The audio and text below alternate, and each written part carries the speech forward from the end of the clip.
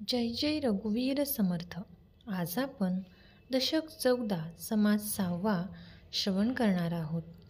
तोपर्यंत जर तुम्ही आपल्या चॅनेलवरती नवीन आला असाल तर नक्कीच आपल्या चॅनेलला सबस्क्राईब करा आणि सबस्क्राईबच्या पुढचे बेल आयकॉनचे बटन दाबा, जेणेकरून इथून पुढचे समर्थ दासबोध निरूपण, समर्थ बाल निरूपण तुम्हाला नक्की श्रवण करायला भेटेल.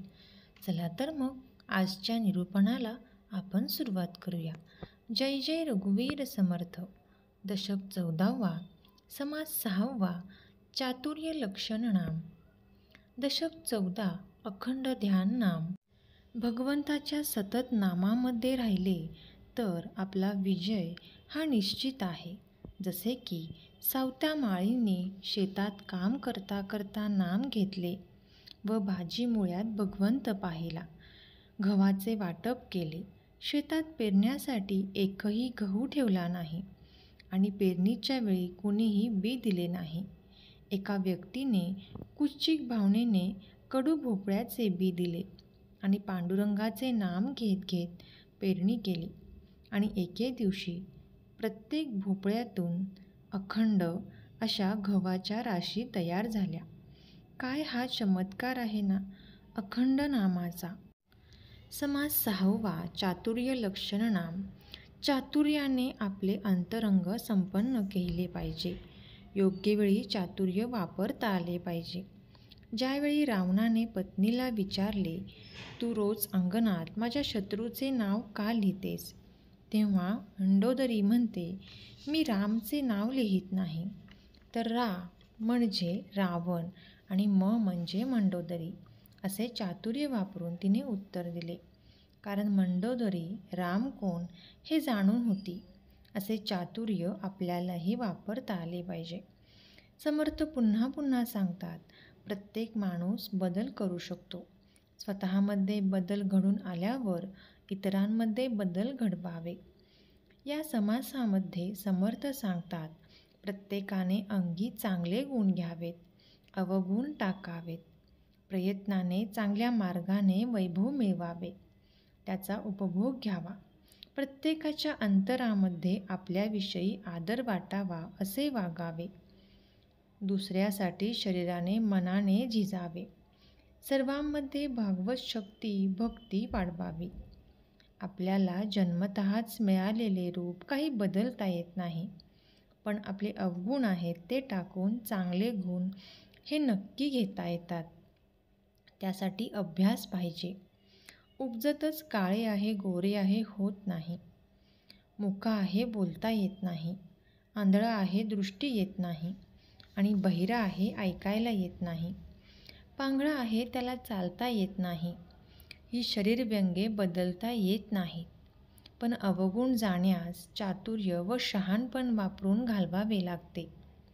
म्हणजेच कुविद्या सांडून सुविधा घेता येत नाही. मूर्खपणा सोडून शहाणपण घेणे, यासाठी आपण प्रयत्न केले पाहिजेत. त्यासाठी अंतरंगात सुधारणा करणे. बाह्य शरीर म्हणजेच वरून देह कितीही सजवला शृंगारला, पण त्याच्या अंगी शहाणपणा नसेल तर काय उपयोगाचे. त्याला कोणी मान देत नाही, ते वायाच जाते. समर्थ म्हणतात, शरीर सुंदर सतेज, वस्त्रे भूषणे केले सज्ज, अंतरी नसता चातुर्य बीज, तदापि शोभे न पावे. एखाद्याने शरीर वस्त्रांनी भूषणांनी सजवले पण अंतरी चतुरपणा नाही तर उपयोग नाही. म्हणून शरीर वरून सजवण्यापेक्षा आतून अंतरंगाला बदल करून लोकांचे आवडते झाले पाहिजे. उत्तम गुणांचा अभ्यास केला पाहिजे. आपण करंटपणे दैन्यमानाने वागून लोकांना त्रास देऊ नये. अन्यायाने वागू नये. तर चतुर माणसाने मैत्री स्नेह वाढवावे, चांगलेपणा वाढवावा. लोकांना आवडतील अशा गोष्टी कराव्यात, त्यांना आपलेसे करावे. समाधान दिले तरच आपणही समाधानी होणार आहे. चांगलेपणा नाहीसा करण्यासाठी एका कटुर शब्दाने तो नाहीसा होतो. अरे म्हटले तर का रे असे दुसऱ्याकडून उत्तर येते. म्हणून जो शहाणपणाने वागतो तोच सुखी होतो. दुसऱ्यासाठी झिजले पाहिजे, प्रत्येकाला मदत केली पाहिजे, रक्षण केले पाहिजे, संकटात असणाऱ्याला धावून गेले पाहिजे. त्यांच्या अडचणी दूर केल्या तर आपण सुखी होतो. दुसऱ्याला कष्ट दिले, यातना दिल्या तर पुढे आपणास कष्ट आणि दुःख हे भोगावे लागतात. जो हे समजून घेऊन जीवनामध्ये वागतो तो शहाणा. समजून वागणारे करंट दुःखी होतात. वैभव प्राप्तीसाठी प्रयत्न, कष्ट उपयोगी पडतात. तेच लोक वैभव भोगतात. म्हणून प्रयत्नांती परमेश्वर. कष्ट केल्यावर फळप्राप्ती मिळतेच, यश मिळतेच. साक्षेप हळूहळू वाढवावे. हे ज्याला कळेल तो शहाणा आणि ज्याला कळले नाही तो कसला शहाणा. कोळी हा कीटक घरटे बांधताना छतावरून कितीतरी वेळा खाली जमिनीवर पडतो, पण आपले घरटे तो करतोच. ही गोष्ट ज्याला कळली तो शहाणा. सर्वांशी मैत्रीने वागावे, म्हणजे आपले कार्य आनंदात पार पडते. वैर धरले तर काहीच साध्य होत नाही. शेवटी कटुताच वाट्याला येते. समाधान, प्रेम मिळत नाही. यश प्राप्त होत नाही. व हेच मुळात अज्ञान आहे. तो एकाकी पडतो. म्हणून सर्वांनी आपले कौतुक करावे, मान द्यावा. यासाठी सर्वांना विवेकी चातुर्याने शहाणपणाने बनवावे.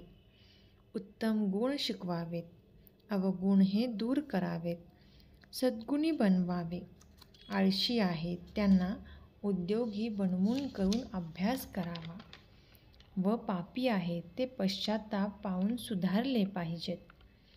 उत्तम गुण देण्याचा प्रयत्न करून लोकांना शहाणे करणे, पतितांना पावन करणे, भ्रष्ट आहेत त्यांना चांगल्या मार्गावर आणणे, लोकांमध्ये भगवंताची आवड निर्माण करणे, भगवंत भजन वाढवावे आणि सर्व सृष्टी ही भगवंतमय करावी. तर हे होते आजचे चातुर्य लक्षण नाम निरूपण.